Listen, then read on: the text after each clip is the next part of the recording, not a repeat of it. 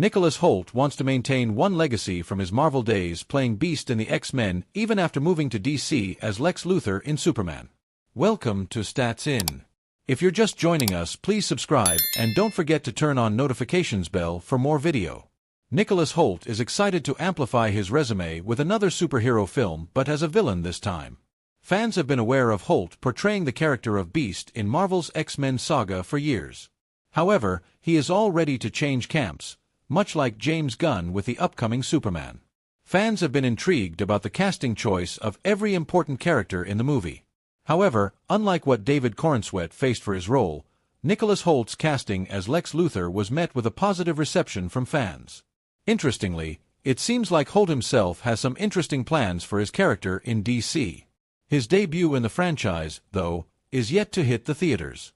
So only time will tell how successful his ideas become in the future. 2025 seems like it would be a significant year for Nicholas Hoult as much as it is slated to become for DC Studios. Superman would mark the start of the DCU, the current head James Gunn has planned for after the upheaval the studio went through. As such, the upcoming movie might just decide the direction the future takes for the studio as well as Gunn's reign. The movie would be equally important to the actors as well who will be portraying the much-loved characters for the first time. Fans admittedly are waiting with bated breath to see David Corenswet as Superman, Rachel Brosnahan as Lois Lane, and Nicholas Hoult as the antagonist Lex Luthor.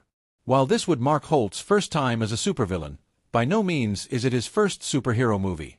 In fact, he has years of experience with his two co-stars when it comes to the genre.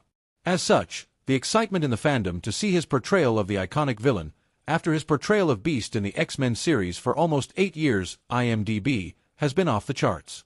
Many have noted how pleasantly surprised they are at how similar Hoult looks to Luthor from the comics.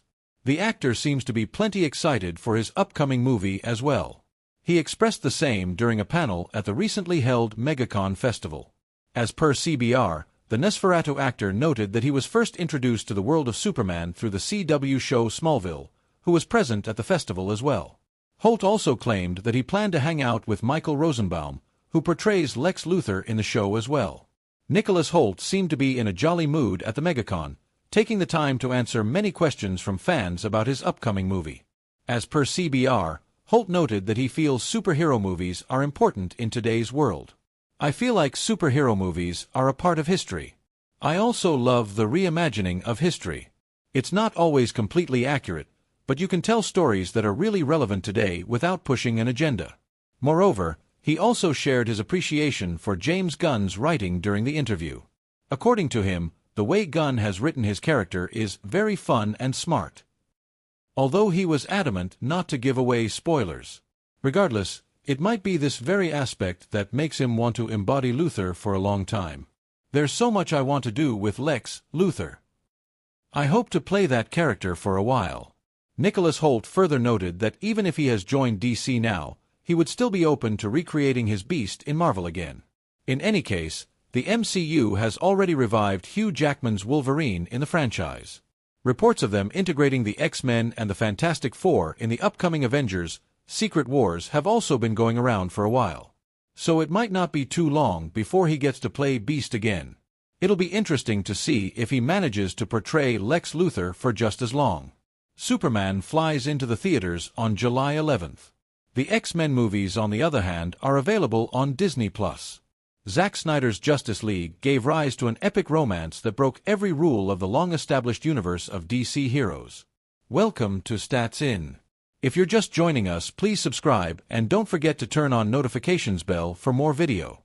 Zack Snyder's Justice League might be the only superhero film to be embroiled in endless controversy despite being one of the best cinematic expressions of creativity. The DC Extended Universe movie not only had drive but enough passion to deliver a gut punch through its complex retelling of familiar superheroes with their oversaturated origin stories. The filmmaker dared to turn the genre on its head and delve into an alternate universe where the lines of good and evil are a bit more blurry and morality is a bit more questionable. More so, Snyder showed his audience the grim dark reality of what happens when truth, justice, and the American way just don't work against corruption anymore. Heroes need to bend their honor and stoic laws of ethics and fight fire with fire to take the villains down. Zack Snyder's Superman did not die a graceful death. Instead, it was messy, brutal, and unworthy of such a valorous hero. In the aftermath of his passing, Bruce Wayne was brought back from his dark and vengeful path by Lois Lane, and a romance blossomed between the two. The foreshadowing of Lois' pregnancy in Justice League was the result of her relationship with Bruce. Ridden by guilt and the alien threat of Darkseid, Bruce traversed the highs and lows and far corners of the world to unite the heroes of the Justice League and resurrect Superman, leaving Lois, and never uttering a word about their time together. In the battle that followed in the unmade Justice League films, Batman failed to protect Lois, making Superman fall under Darkseid's influence and giving rise to the Nightmare timeline. To prevent such a fate, Flash travels back in time and warns Bruce about Lois being the key to winning the war. In the reoriented reality, Bruce dies to protect the woman he had come to love. In an interview with Vanity Fair, Snyder revealed the storyline so shocking that even the studio swerved their heads and collectively said no. The intention was that Bruce fell in love with Lois and then realized that the only way to save the world was to bring Superman back to life.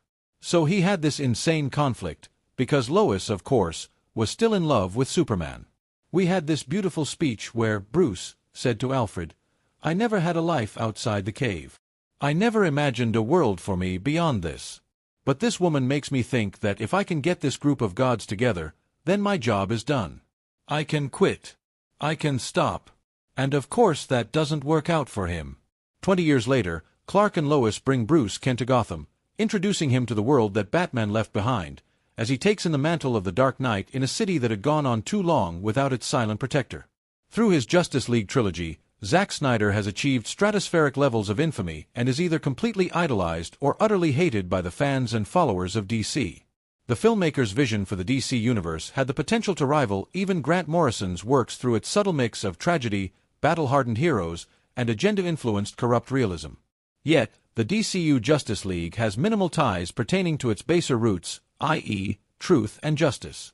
The group of superheroes has endured the passing throes of time and responded to the ever-shifting changes not on the merit of its goodness but by how divisive Snyder's cut of the movie actually was. In the end, Zack Snyder's Justice League remains a classic of the modern era for questioning the accepted norms of superhero cinema and changing it radically, for better or worse. The film not only gave the fans an unfiltered and unsaturated view of the world, but also its heroes colored by the corrupt perceptions of the broken reality around them. For that, Snyder's Justice League will always hold a special place in the fandom's collective memory. Fan-favorite cast for Batman part Jensen Ackles would have been a good fit if it wasn't for James Gunn's choice of younger actors for DCU roles. Welcome to Stats In. If you're just joining us, please subscribe and don't forget to turn on notifications bell for more video.